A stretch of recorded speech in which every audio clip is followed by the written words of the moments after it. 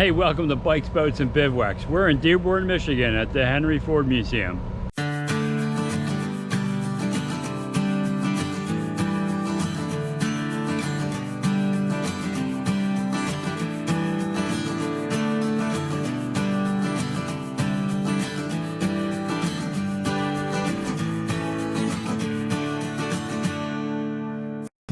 There's lots of different options for you when you come to the Ford Museum. They have a village you can tour, they have a factory tour, they have the museum, they have the Greenfield Village. So there's a lot you can do, and they have a movie theater. We're going to look at the museum. So here is the lobby where you get your tickets. They do have senior discounts and membership discounts.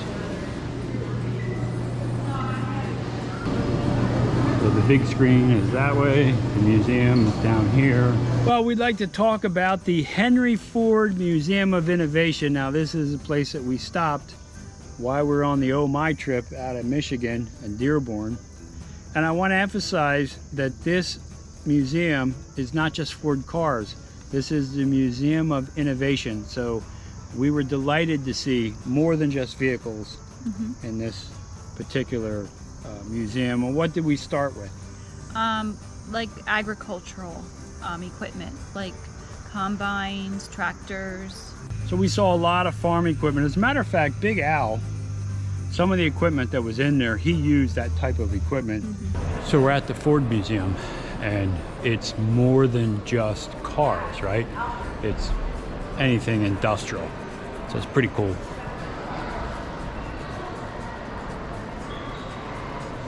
The Ford cotton picker.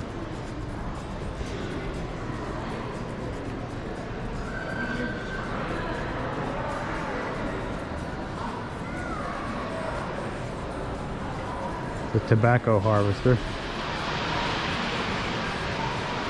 And you got the old Ford tractor. There's New Holland.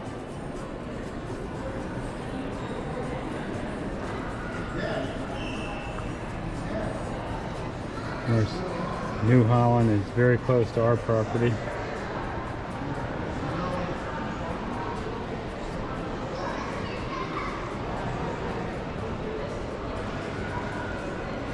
Ran one of these. One of these. 1925 McCormick Deering. 728 something. We live right near New Holland. And New Holland Ford, you know, was a manufacturer of a lot of farm equipment. So that was really cool. And then one of the most famous vehicles of all time is in that museum. What is it? The Oscar Mayer Wiener Mobile. So the vehicle, the Oscar Mayer Wiener vehicle was in there. You know, as a kid, you would see it on the commercials, and everybody would get excited if the Wienermobile was going to be near your hometown. So really clever advertising trick, and I'm glad to see they preserved the Wienermobile.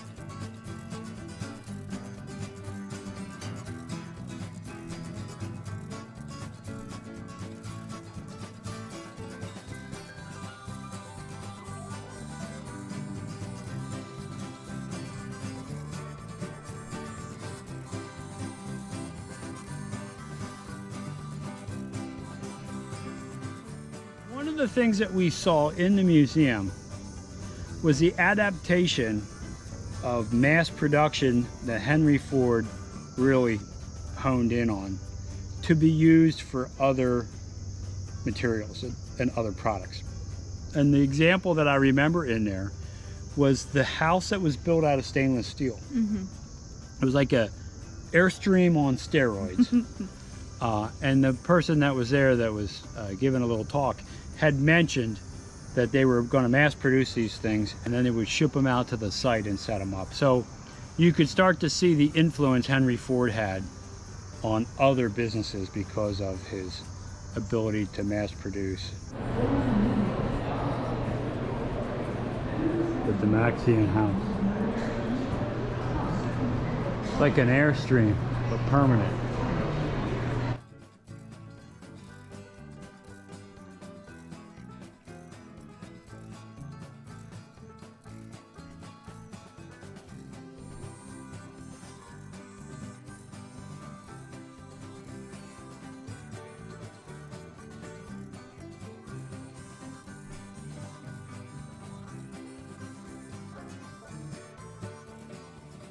Cool. And that's why we saw the furniture there.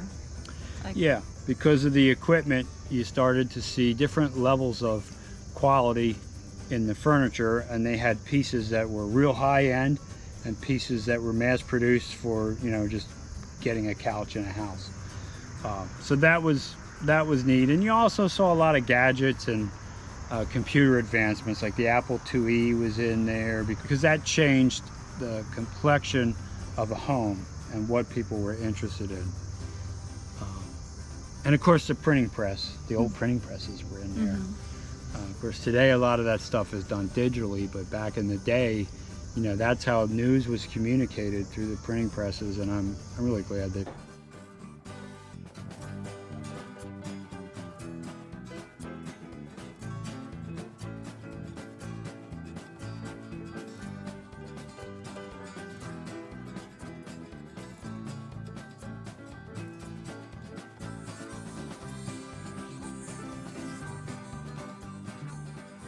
A Ford museum, so there are going to be some cars and vehicles in there.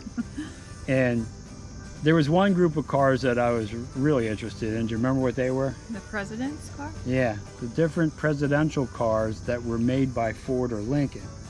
They had them in there. I think there was maybe 5 in there. And it always amazed me at how those cars were built and the extra features that they had to put in them to protect the presidents. So you'll see that right now.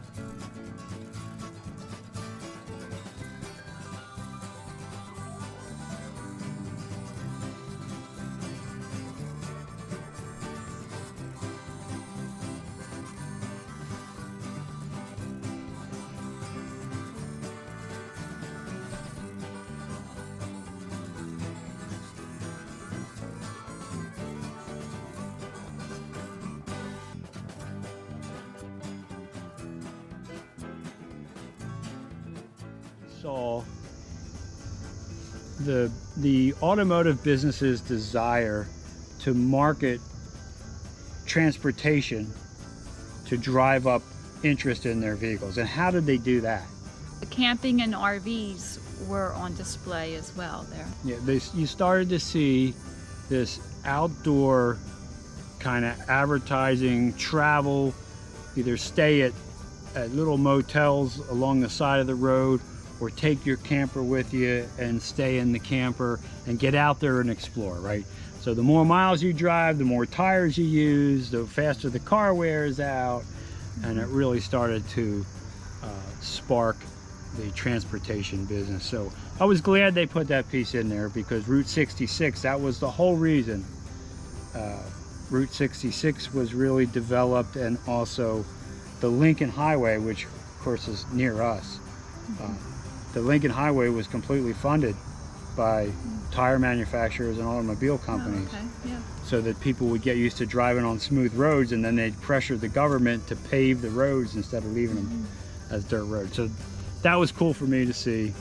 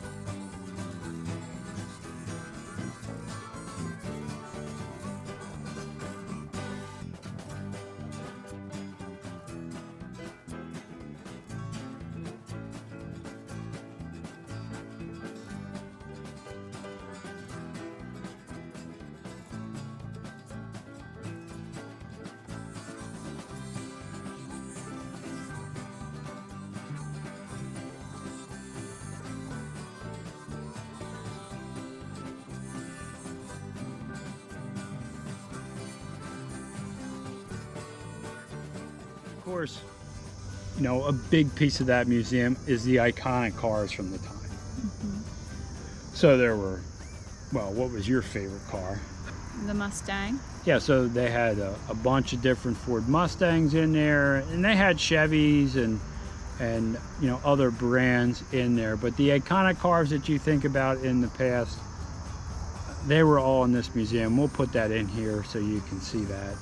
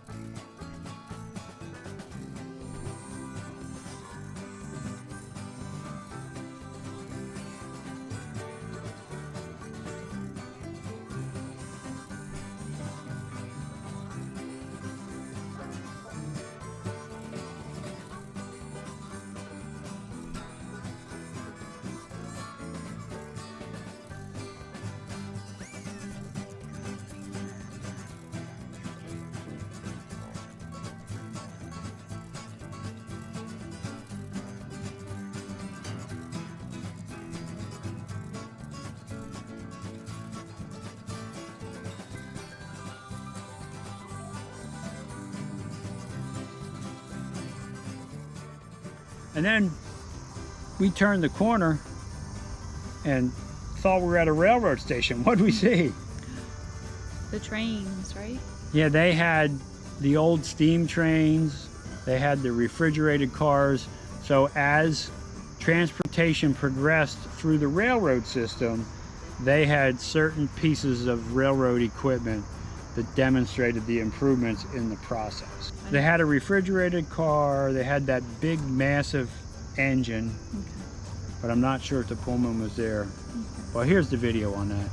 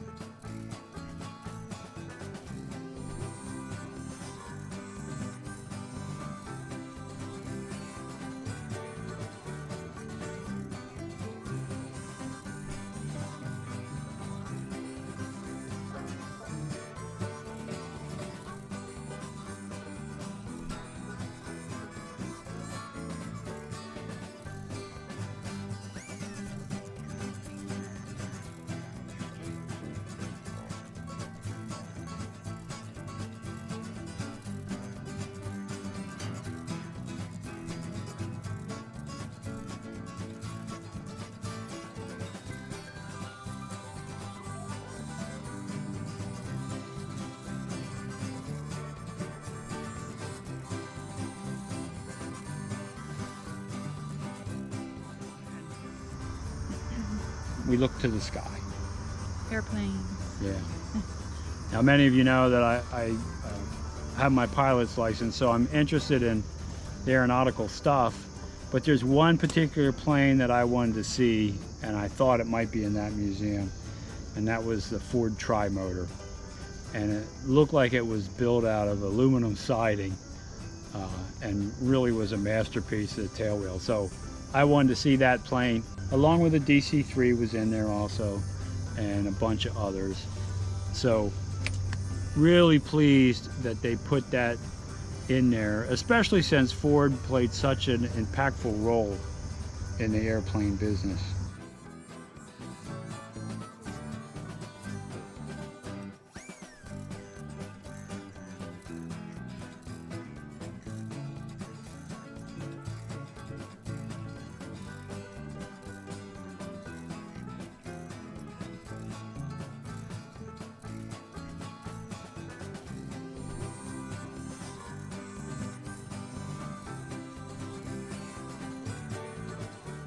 They still fly these up in Alaska to deliver freight.